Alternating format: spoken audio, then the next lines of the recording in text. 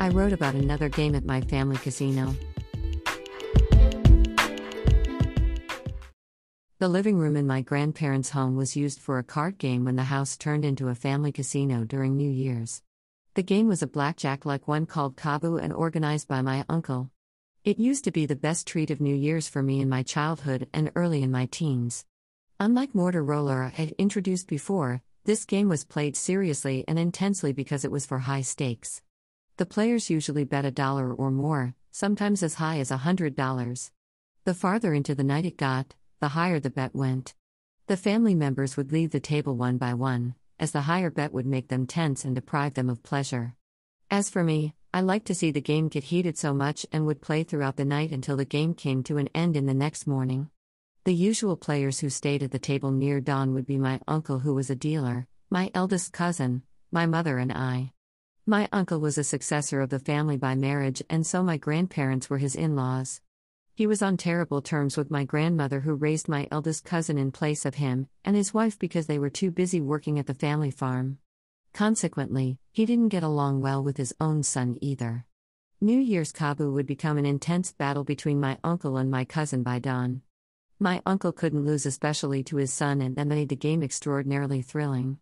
My cousin would bet more than $10 on each deal, and my heart would be pounding by seeing bills on the table. My uncle would concentrate on the cards dealt to him and his son too deeply to care about my small bets.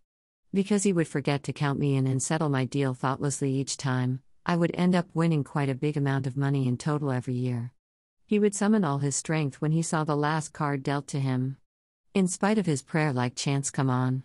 Come on," most of the time the card would be the least one he had wanted. Hand after hand, he drew the worst card possible while my cousin was rolling on the tatami floor to stifle his giggling. As far as I remember, he had never won against my cousin.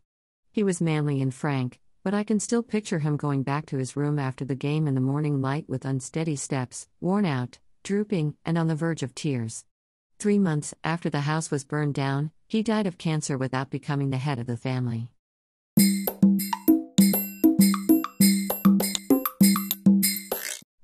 Audiobook, Japanese Dream by Hitomi Woods, on sale at online stores or apps.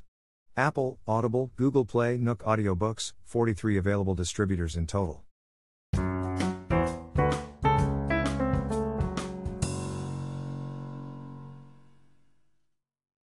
I wrote about a battle between Sister Carmela, me, and my mother.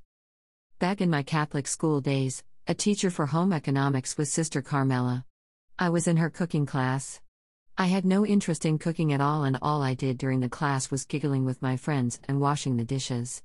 I simply couldn't take anything in the class seriously. Homemaking seemed ridiculous to me, and to begin with, I could laugh endlessly when I thought about a sister called Carmela teaching how to make caramel. As I was lazy all the time chatting and giggling, Sister Carmela often had to call my name in front of the class and shush me. She also noticed I hadn't participated in any cooking but just been doing the dishes. No matter how hard and often she scolded me for my bad attitude, I didn't obey and kept making other students laugh. Her patience snapped at last and she called me before the principal. In my school, bad students were close to zero and a student was hardly ever called to the principal's office. The principal was Sister Mary Catherine, who reasonably believed I had done something extraordinarily wrong. But she was taken aback when Sister Carmela told her that I had fooled around during the class.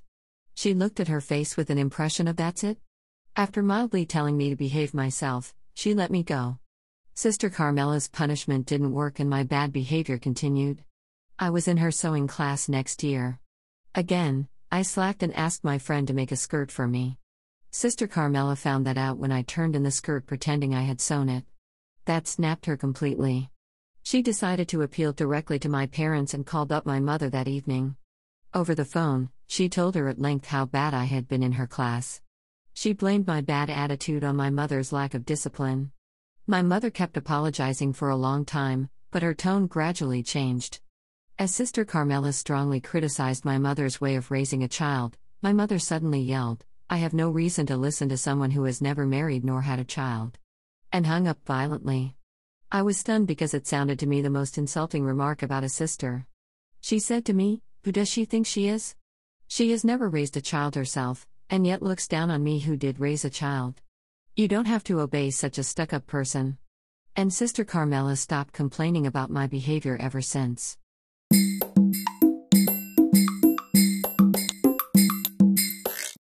Audiobook, Japanese Dream by Hitomi Woods on sale at online stores or apps. Apple, Audible, Google Play, Nook Audiobooks, 43 available distributors in total.